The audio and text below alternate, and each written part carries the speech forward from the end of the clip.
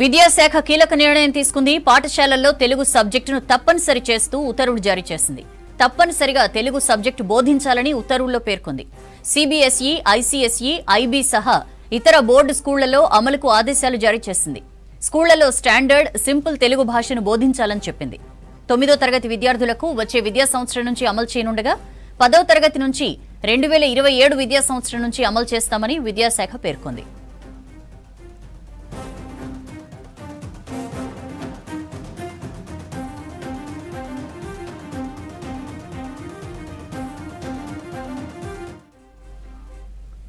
విద్యాశాఖ కీలక నిర్ణయం తీసుకుంది. పాఠశాలల్లో తెలుగు సబ్జెక్టును తప్పనిసరి చేస్తూ ఉత్తర్వులు జారీ చేసింది.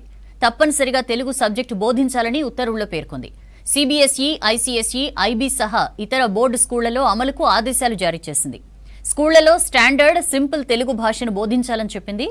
9వ తరగతి విద్యార్థులకు వచ్చే విద్యా సంవత్సరం నుంచి అమలు చేస్తుండగా 10వ తరగతి విద్యార్థులకు 2027 విద్యా సంవత్సరం నుంచి అమలు చేస్తామని విద్యాశాఖ పేర్కొంది.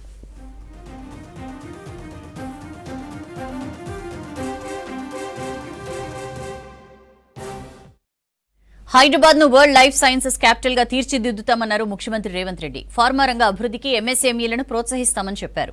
ఇటు ఢిల్లీ వెళ్లిన రేవంత్ రేపు ప్రధాని మోదీతో కీలక భేటీ కానున్నారు. రాష్ట్రానికి సంబంధించిన పెండింగ్ ప్రాజెక్టులు, నిధులపై చర్చించనున్నారు. మార్చి 1వ తేదీన 1,00,000 రేషన్ కార్డుల పంపిణీ చేస్తామన్నారు మంత్రులు. బీజేపీ నేతలు నోరు అదుపులో పెట్టుకోవాలని వార్నింగ్ ఇచ్చారు. ఢిల్లీ వెళ్లారు ముఖ్యమంత్రి రేవంత్ రెడ్డి. రేపు ఉదయం 10:30 ప్రధానితో భేటీ కానున్నారు. రాష్ట్రానికి సంబంధించిన పెండింగ్ ప్రాజెక్టులు, నిధులపై ప్రధాని మోదీతో చర్చించే ఛాన్స్ ఉంది. ఇప్పటికే RRR మెట్రో విస్తరణ, మూసీ ప్రక్షాళనకు కేంద్ర సాయాన్ని కోరుతున్నారు రేవంత్. ముఖ్యమంత్రి అయిన తర్వాత 3వసారి ప్రధానిని కలుస్తున్నారు. ఆ తర్వాత కాంగ్రెస్ అధిష్టానంతోనూ భేటీ కానున్నారు రేవంత్ రెడ్డి. తాజా రాజకీయ పరిస్థితులను వివరించే ఛాన్స్ ఉంది. రాష్ట్రంలో ఫార్మా రంగం అభివృద్ధి కోసం ఎంఎస్ఎంఈలను ప్రోత్సహిస్తామన్నారు CM Revanth Reddy. AI, quantum, robotics సాయంతో వైద్య రంగం రూపురేఖలు మారతాయన్నారు. హైదరాబాద్ హెచ్ఐసిసిలో బయో ఏషియా సదస్సులో పాల్గొన్నారు సీఎం రేవంత్ రెడ్డి. రాష్ట్రాన్ని 1 ట్రిలియన్ ఎకానమీగా మార్చాలన్నదే ప్రభుత్వ లక్ష్యమన్నారు. ఓఆర్ఆర్, రీజనల్ రింగ్ రోడ్డు మధ్యలో ఫార్మా విలేజ్లు ఏర్పాటు చేస్తున్నామని తెలిపారు Revanth. We are creating Future City, AI City and many other big projects. Hyderabad is now the EV capital of India. I want to express my vision today. We will develop Hyderabad and Telangana into one of the world's best and largest ecosystems for biosciences, biotech and life sciences in innovation, research and development, manufacturing, skills development and investment. ఆస్ట్రేలియాలోని queens land state ప్రతినిధులతో ముఖ్యమంత్రి రేవంత్ రెడ్డి భేటీ అయ్యారు. రాష్ట్రంలో పరిశ్రమలు, sports university, trading, ఇతర రంగాల్లో పెట్టుబడులు, ఒప్పందాలపై సమావేశంలో చర్చించారు. రాష్ట్రంలో పెట్టుబడులకు ఒప్పందాలపై క్వీన్స్ ల్యాండ్ ప్రతినిధులు సానుకూలంగా స్పందించారు. ఈ సమావేశంలో Queensland governor doctor Jeannette, Queensland ఆర్థిక, trade, employment and training minister పాల్గొన్నారు.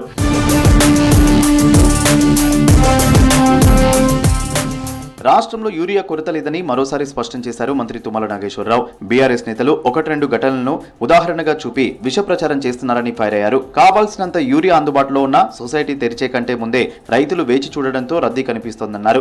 స్వప్రయోజనాల కోసం కొంతమంది వీడియోలు తీసి సోషల్ మీడియాలో ప్రచారం చేస్తున్నారని ఆరోపించారు. గత యాసంగి కంటే ఈ యాసంగిలో ఇప్పటికే 191,000 మెట్రిక్ టన్నుల యూరియా అధికంగా పంపిణీ చేయడం జరిగిందన్నారు. రాష్ట్రంలో 114,000 మెట్రిక్ టన్నుల యూరియా నిల్వ ఉందని చెప్పారు.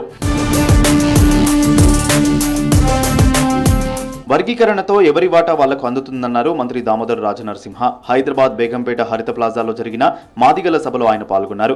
సుప్రీంకోర్టు తీర్పు ఇచ్చిన వెంటనే సభలో అమలుకు నిర్ణయం తీసుకోవడం సీఎం రేవంత్ రెడ్డి నిబద్ధతకు నిదర్శనమన్నారు. సభా వేదికపై మాదిగ అమరుల కుటుంబ సభ్యుల కాళ్లు కడిగారు మంత్రి దామోదర్ రాజనరసింహ. అన్ని రంగాలలో కూడా జనాభా ప్రాతిపదికన వెనుకబాటుతనం అనేది దృష్టిలో పెట్టుకొని వారికి న్యాయం చేయాలని చెప్పేసి ఒక తపన, గౌరవ సుప్రీంకోర్టు తీర్పునిస్తే 6 మాసాలలో కేబినెట్ లో ఆమోదించి ఆనాడు సాయంత్రమే అసెంబ్లీలో రెజల్యూషన్ పాస్ చేయడం అంటే ఆషామాషి కాదు. దానికి స్థైర్యం ఉండాలి, ధైర్యం ఉండాలి. కేంద్ర మంత్రి బండి సంజయ్ కామెంట్స్ పై మండిపడ్డారు మంత్రి సీతక్క. ఎమ్మెల్సీ ఎన్నికలను Bharat versus Pakistan cricket match గా పోల్చడంపై ఫైర్ అయ్యారు. బీజేపీ నేతలకు చెప్పుకోవడానికి ఏమీ లేనందునే ప్రజల్లో విద్వేషాలు రెచ్చగొడుతున్నారని ఆరోపించారు. గొడవలలో కేసులు పెట్టించే కుట్రలు తప్ప బీజేపీ రాజకీయము మిమ్మల్ని ఉద్యోగాలలో స్థిరపడే రాజకీయం కాదు. బీఆర్ఎస్ బీజేపీ దొందే. ప్రజల భావోద్వేగాలను రాజకీయ ప్రయోజనాల కోసం వాడుకోవడం, ఆ యువత మీద రకరకాలుగా ఇబ్బందులు పెట్టడం, తద్వారా వాళ్ళను వదిలేయడం. మార్చి 1న ఒకే రోజు 1,00,000 కొత్త రేషన్ కార్డులు పంపిణీ చేస్తామన్నారు మంత్రి పొన్నం ప్రభాకర్. హైదరాబాద్, ఉమ్మడి రంగారెడ్డి, మహబూబ్నగర్ జిల్లాలో పంపిణీ చేస్తామని చెప్పారు. మార్చి 8 తర్వాత ఇతర ప్రాంతాల్లో కొత్త రేషన్ కార్డుల పంపిణీ ఉంటుందని చెప్పారు పొన్నం ప్రభాకర్. 10 ఏళ్ల తర్వాత పేదల కల నెరవేరబోతుందని చెప్పారు మంత్రి. ఎస్ఎల్బీసీ టన్నెల్లో చిక్కుకున్న 8 మంది కార్మికుల కోసం రెస్క్యూ ఆపరేషన్ కొనసాగుతోంది. 4వ రోజు army, navy, NDRF, SDRF, Singareni rescue teams సహాయ చర్యలు చేపట్టాయి. అయితే కార్మికుల జాడ తెలియకపోవడంతో ర్యాట్ హోల్ మైనర్స్ టీం వెనక్కొచ్చింది. రేపు ఎన్జీఆర్ఐ నిపుణులు ఘటనా స్థలానికి వెళ్తున్నారు. అనుకోకుండా జరిగిన ఘటనపై అడ్డగోలుగా మాట్లాడడం మానుకోవాలని ప్రతిపక్షాలకు సూచించారు మంత్రులు.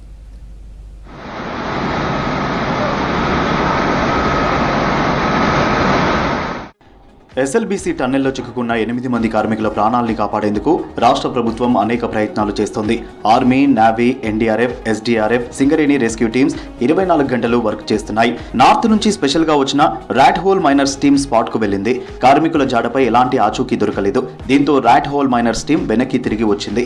రేపు ఎన్జీఆర్ఐ నిపుణులు ఘటనా స్థలానికి రానున్నారు. ప్రమాద స్థలాన్ని పరిశీలించి రెస్క్యూపై సూచనలు ఇవ్వనున్నారు.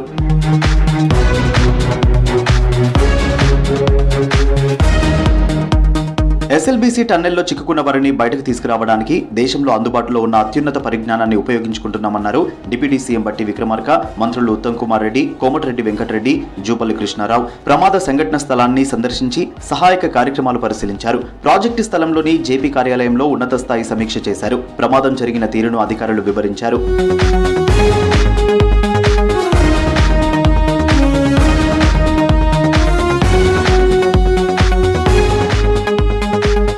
ప్రమాద స్థలంలో 40 నుండి 50 మీటర్ల మేర బురద ఉందన్నారు అధికారులు. బురద నీటిని వెలికి తీసేందుకు అన్ని ప్రయత్నాలను చేస్తున్నారు. ఎడమ కాలువ టన్నెల్లో 11 కిలోమీటర్ల తర్వాత నీళ్లున్నా 11.5 కిలోమీటర్ల దూరం వరకు వివిధ ఏజెన్సీల రక్షణ బృందాలు వెళ్లగలిగాయని తెలిపారు. 13.50 కిలోమీటర్ల వద్ద టన్నెల్ బోరింగ్ మిషన్ ఉందని అక్కడికి వెళ్లే ప్రయత్నాలను ముమ్మరం చేస్తున్నామన్నారు అధికారులు. ఇక్కడ నుండి ఎయిర్ సప్లై పైప్ లైన్ వ్యవస్థ పూర్తిగా ధ్వంసమైందని చెప్పారు. 15 అడుగుల ఎత్తులో 200 మీటర్ల వరకు ఈ బురద ఉందని తెలిపారు. ప్రస్తుతం టన్నెల్లో 10,000 క్యూబిక్ మీటర్ల బురద ఉందని ప్రాథమికంగా అంచనా వేశామని, దీన్ని బయటికి తీయడమే సవాలన్నారు. కన్వేయర్ బెల్ట్ కు మరమ్మతులు జరుగుతున్నాయని, రేపు సాయంత్రం లేదా ఎల్లుండిలోగా పూర్తవుతాయని తెలిపారు. కన్వేయర్ బెల్ట్ ద్వారా గంటకు 800 టన్నుల ఘనపుటడుగుల బురద బయటికి తేవచ్చన్నారు అధికారులు. టన్నెల్లో గంటకు 3,600 నుండి 5,000 లీటర్ల ఊట నీరు వస్తుందని తెలిపారు. లోపల నుండి నీటితో పాటు బురదను కూడా బయటకు తీయడానికి ఒకే పైప్ లైన్ వినియోగించనున్నామని స్పష్టం చేశారు. ఈ నేవీ కమాండోస్ చాలా హైలీ ట్రైన్డ్ వీళ్ళు. అన్ని కమాండో ఆపరేషన్స్లో వాళ్ళు, ఎన్డీఆర్ఎఫ్ వాళ్ళు. రెండోది జియోలాజికల్ సర్వే వాళ్ళని పైనుంచి సైడ్ నుంచి మళ్ళీ ఒక డీటెయిల్ సర్వే చేయమని చెప్పడం జరిగింది. NGRI, I think it stand for national geophysical research of India, వాళ్ళు కూడా రావడం జరుగుతుంది. అదేవిధంగా బార్డర్ రోడ్స్ ఆర్గనైజేషన్ నుంచి వాళ్ళ హెడ్గా పనిచేసిన జనరల్ హర్పాల్ సింగ్ కూడా, వాళ్ళు బార్డర్ రోడ్స్ ఆర్గనైజేషన్లో పనిచేసిన టన్నల్ ఎక్స్పర్ట్స్ కూడా. దేశంలో చాలా టన్నెల్ ప్రమాదాలు జరిగాయన్నారు మంత్రి ఉత్తమ్ కుమార్ రెడ్డి. అత్యంత క్లిష్టమైన టన్నెల్ ప్రమాదం ఇదేనన్నారు. అనుకోకుండా జరిగిన ఘటనపై దిగజారి మాట్లాడుతున్నారని ఫైర్ అయ్యారు. అద్భుతమైన ఎస్ఎల్బీసీ టన్నెల్ ప్రాజెక్టును 10 ఏళ్లు పక్కన పెట్టారని మండిపడ్డారు ఉత్తమ్. భారతదేశంలో ఇప్పటివరకు జరిగిన టన్నల్ ఇన్సిడెంట్స్, యాక్సిడెంట్స్లో అత్యంత కాంప్లికేటెడ్, కాంప్లెక్స్ ఇది. సో ఆ స్టేట్ గవర్నమెంట్ మేము 2 లక్ష్యాలతో ముందుకు పోతున్నాం. ముఖ్యమంత్రి గారి ఆదేశాల మేరకు ముందు ఆ 8 ప్రాణాలు కాపాడడం. ఎస్ఎల్బీసీ టన్నెల్లో చిక్కుకున్న వారి కుటుంబ సభ్యులు ఆందోళనలో ఉన్నారు. సొరంగంలో చిక్కుకుని 4 రోజులవుతున్నా ఎలాంటి సమాచారం లేకపోవడంతో కన్నీరు మున్నీరు అవుతున్నారు. తమ వారిని క్షేమంగా తీసుకురావాలని కోరుతున్నారు.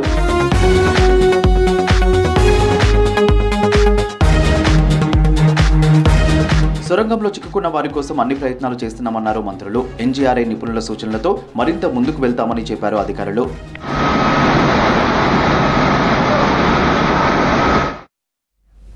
మూడు ఎమ్మెల్సీ స్థానాలకు ప్రచారం ముగిసింది. దీంతో రాజకీయ నేతలు ప్రచారం చేయకూడదంటూ అధికారులు ఆదేశాలు జారీ చేశారు. సాయంత్రం వరకు జోరుగా కొనసాగిన ప్రచారం 4 గంటలకు క్లోజ్ అయింది. ప్రాధాన్యత క్రమంలో ఓటు హక్కును వినియోగించుకోవాలని ఓటర్లకు సూచించారు. పోలింగ్ కు సంబంధించిన ట్రైనింగ్ ఇప్పటికే పూర్తయినట్లు తెలిపారు అధికారులు.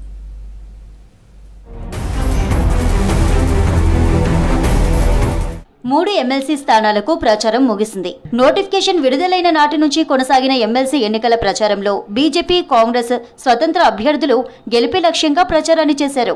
క్యాంపెయిన్ ముగియడంతో పోలింగ్ అన్ని ఏర్పాట్లు చేస్తున్నారు అధికారులు. 3 ఎమ్మెల్సీలకు 27న ఉదయం 8 గంటల నుంచి సాయంత్రం 4 గంటల వరకు పోలింగ్ జరగనుంది. ఇక మార్చి 3న ఓట్లు లెక్కిస్తారు.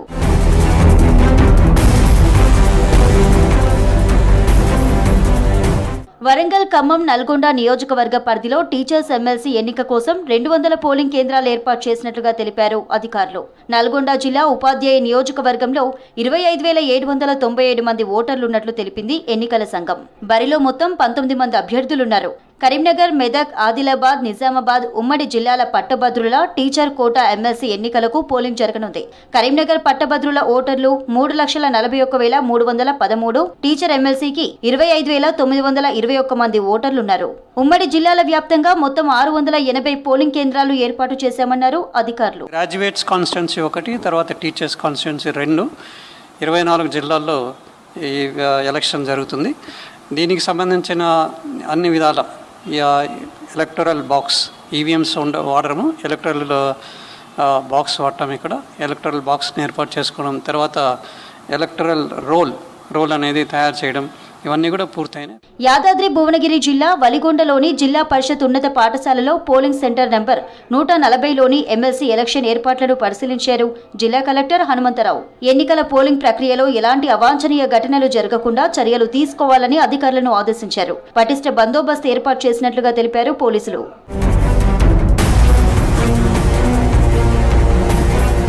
పోలింగ్ సందర్భంగా 27న ఎన్నికలు జరిగే జిల్లాల్లో విద్యా సంస్థలు, కార్యాలయాలకు సెలవులు ప్రకటించారు అధికారులు. ఎన్నికలు ముగిసే వరకు జిల్లాలో 144 సెక్షన్ అమల్లో ఉంటుందని తెలిపారు. టీఎస్ఎస్పీ సిబ్బందితో పాటు దాదాపు 600 మంది సిబ్బందితో పటిష్ట బందోబస్తు ఏర్పాటు చేసినట్లు తెలిపారు. ఢిల్లీ అసెంబ్లీ సెషన్స్ రణరంగాన్ని తలపించాయి. ఎక్సైజ్ పాలసీపై కాగ్ రిపోర్టును సభలో ప్రవేశపెట్టడంతో అధికార ప్రతిపక్షాలు నిరసన చేపట్టాయి. లిక్కర్ సప్లైలో బ్లాక్ మార్కెట్ను అరికట్టేందుకే చర్యలు చేపట్టామన్నారు ఆతిషి.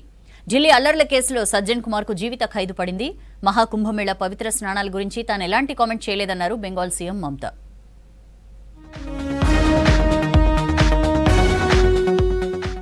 ఢిల్లీ అసెంబ్లీ సమావేశాలు రణరంగాన్ని తలపించాయి. ఆప్ హయాంలో ఢిల్లీ ఎక్సైజ్ పాలసీ విధానంపై అవకతవకలపై కాగ్ రిపోర్టును సీఎం రేఖా గుప్తా సభలో ప్రవేశపెట్టారు. సభలో ఉన్న మిగతా ఆప్ ఎమ్మెల్యేలు తీవ్రంగా వ్యతిరేకించారు. లిక్కర్ స్కామ్ కు సంబంధించి కాగ్ రిపోర్టుపై అధికార బీజేపీ, ప్రతిపక్ష ఆప్ నేతలు నిరసనకు దిగారు. ప్లకార్డులతో నిరసన చేపట్టిన మాజీ సీఎం అతీషి సహా 12 మంది ఆప్ ఎమ్మెల్యేలను ఒకరోజు సస్పెండ్ చేశారు. అంతకుముందు ప్రతిపక్ష ఆప్ నేత అతీషి బీజేపీపై ఆరోపణలు గుప్పించారు. సీఎం ఆఫీస్ నుంచి అంబేద్కర్ ఫోటోను తొలగించి ప్రధాని నరేంద్ర మోదీ ఫోటో చేర్చడంపై తీవ్ర అభ్యంతరం వ్యక్తం చేశారు.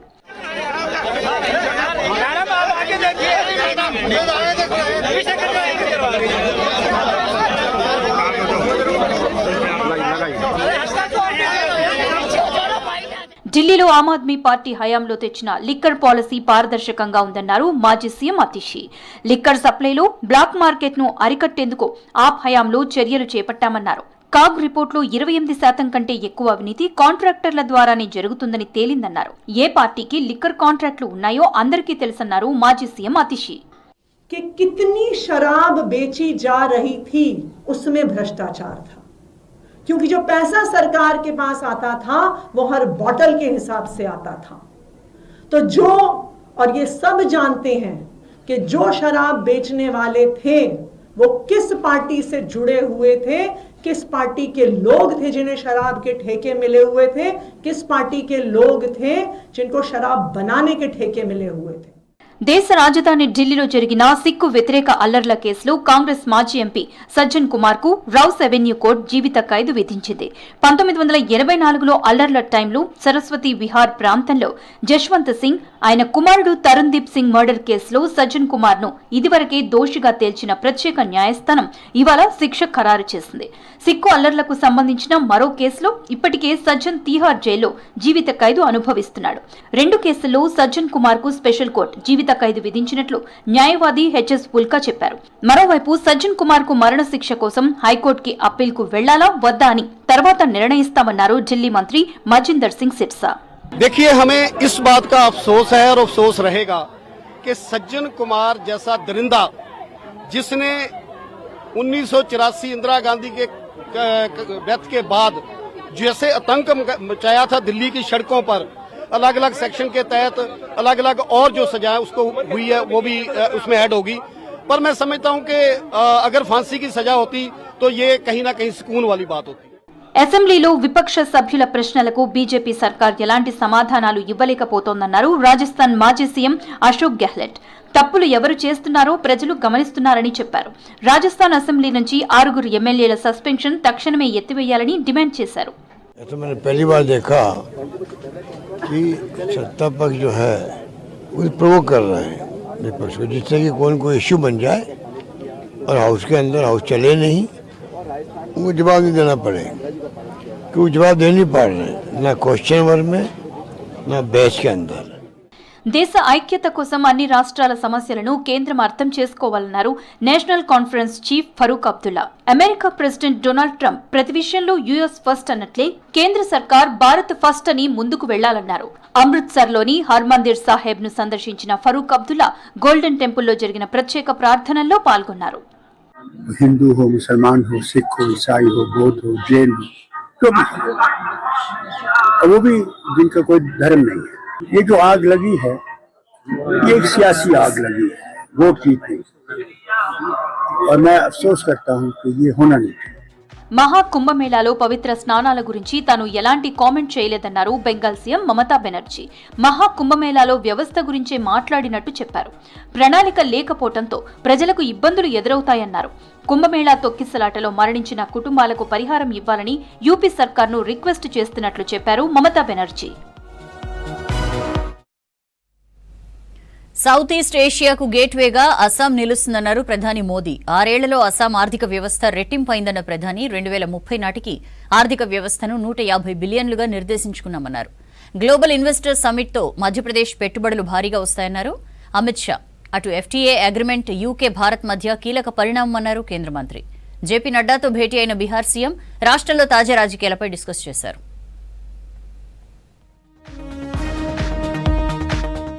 అస్సాం ఆర్థిక వ్యవస్థ 6 ఏళ్లలో రెట్టింపైందన్నారు ప్రధాని మోదీ. అభివృద్ధితో ఈశాన్య ప్రాంతంలో అస్సాం సత్తా చాటుతోందన్నారు. గౌహతిలో జరిగిన Assam 2 investment and infrastructure summit లో పాల్గొన్నారు ప్రధాని. సౌత్ ఈస్ట్ ఏషియా సహా భారత్ కు గేట్వేగా అస్సాం అభివృద్ధి చెందుతోందన్నారు. 2030 నాటికి అస్సాం తన ఆర్థిక వ్యవస్థను 150 బిలియన్లకు తీసుకెళ్లాలన్న లక్ష్యం సక్సెస్ అవుతుందన్నారు ప్రధాని మోదీ. 2013 में चुनाव अभियान के लिए आसाम का दौरा कर रहा था, तो एक सभा में ऐसे ही मेरे मन से एक शब्द निकला था और मैंने कहा था वो दिन दूर नहीं जब लोग अल्फाबेट्स पढ़ना शुरू करेंगे तो कहेंगे ए फॉर आसाम. ये ग्लोबल अनसर्टिनिटी के बीच भी दुनिया के तमाम एक्सपर्ट्स उनके भीतर एक बात को लेकर सर्टेनिटी है, और वो सर्टेनिटी है भारत के तेज ग्रोथ को लेकर. మధ్యప్రదేశ్ అభివృద్ధికి రాష్ట్ర ప్రభుత్వం చేసిన సరికొత్త ప్రయోగంతో విజయం సాధించిందన్నారు కేంద్ర హోంమంత్రి అమిత్ షా. భోపాల్లో జరిగిన గ్లోబల్ ఇన్వెస్టర్స్ సమ్మిట్ ముగింపు కార్యక్రమంలో పాల్గొన్న అమిత్ షా 200కు పైగా భారతీయ కంపెనీలు 200 గ్లోబల్ సీఈఓలు పాల్గొనడం కీలక పరిణామమన్నారు. మధ్యప్రదేశ్ ఇన్వెస్టర్స్ సమ్మిట్ అనేక రాష్ట్రాలకు దశను చూపుతుందన్నారు అమిత్ షా. 2 दिन के अंदर 30,77,000 रुपए के एमओयू को जमीन पर उतारा है, और मोदी जी ने जो सूत्र दिया है विकास भी विरासत भी, वो सूत्र को मध्य प्रदेश चरितार्थ करने के लिए ढेर सारे प्रयास कर रहा है. इसका मुझे बहुत आनंद है. ఈశాన్య రాష్ట్రాల్లో కొత్త రైలు మార్గాలపై మోదీ సర్కార్ మరింత ఫోకస్ పెట్టిందన్నారు రైల్వే మంత్రి అశ్విని వైష్ణవ్. 2014కు ముందు ఈశాన్య రాష్ట్రాలకు కేవలం 2,250 కోట్లు కేటాయిస్తే ప్రస్తుతం 10,400 కోట్లతో రైల్వే పనులు జరుగుతున్నాయని చెప్పారు. అస్సాంలో జరుగుతున్న ఇన్వెస్టర్స్ సమ్మిట్ లో పాల్గొన్న రైల్వే మంత్రి డబ్లింగ్, ట్రిప్లింగ్ లైన్లపై డిస్కస్ చేసినట్టు చెప్పారు. आप देखो, कुछ साल पहले 2014 से पहले मात्र 2,000-2,500 करोड़ का अलॉटमेंट होता था रेलवे के लिए. असम के लिए, और पूरे नॉर्थ ईस्ट के लिए आज 10,400 करोड़ रुपए का एलोकेशन है। जहां जहां जरूरत है वहां पे नए लाइंस बनाएंगे और पूरे नॉर्थ ईस्ट में मिला के करीब 50 गतिशक्ति यूनिट्स कार्गो टर्मिनल्स बनाएंगे, जिससे कि नॉर्थ ईस्ट में कार्गो का मूवमेंट बहुत फास्ट हो। యూకే భారత్ మధ్య స్వేచ్ఛా వాణిజ్య ఒప్పందం ఇరు దేశాల మధ్య కీలక పరిణామమన్నారు కేంద్ర మంత్రి పీయూష్ గోయల్. యూకే వాణిజ్య మంత్రి జోనాథన్ రేనాల్డ్స్ తో జరిగిన చర్చలు విజయవంతమైనట్టు చెప్పారు. రెండు దేశాల మధ్య వాణిజ్య సంబంధాలు మరింత స్పీడప్ అవుతాయన్నారు పీయూష్ గోయల్. मेरे मित्र यूके के trade minister right honourable Jonathan Reynolds पहली बार भारत आए हैं नई सरकार बनने के बाद, और मैं समझता हूं बड़ी सार्थक, बड़े उत्साह के साथ दोनों देशों ने इस बार बातचीत भी करी, कई विषयों को समाधान की तरफ भी बढ़ाया, और जो तेजी इस 2 दिवसीय चर्चाओं में देखने को मिली है. బీహార్లో పర్యటించిన బీజేపీ జాతీయ అధ్యక్షుడు జేపీ నడ్డాను మర్యాదపూర్వకంగా కలిశారు సీఎం నితీష్ కుమార్. పాట్నాలోని స్టేట్ గెస్ట్ హౌస్ లో జరిగిన ఇరువురి భేటీలో పలు అంశాలు చర్చకు వచ్చినట్టు తెలుస్తోంది. బీహార్ ఎన్నికలపై ఎలా ముందుకు వెళ్లాలనే అంశాలతో పాటు రాష్ట్ర అభివృద్ధికి సంబంధించిన అంశాలు డిస్కస్ చేసినట్టు సమాచారం. భేటీలో బీజేపీ స్టేట్ చీఫ్ తో పాటు పలువురు రాష్ట్ర మంత్రులు పాల్గొన్నారు. That's all for now.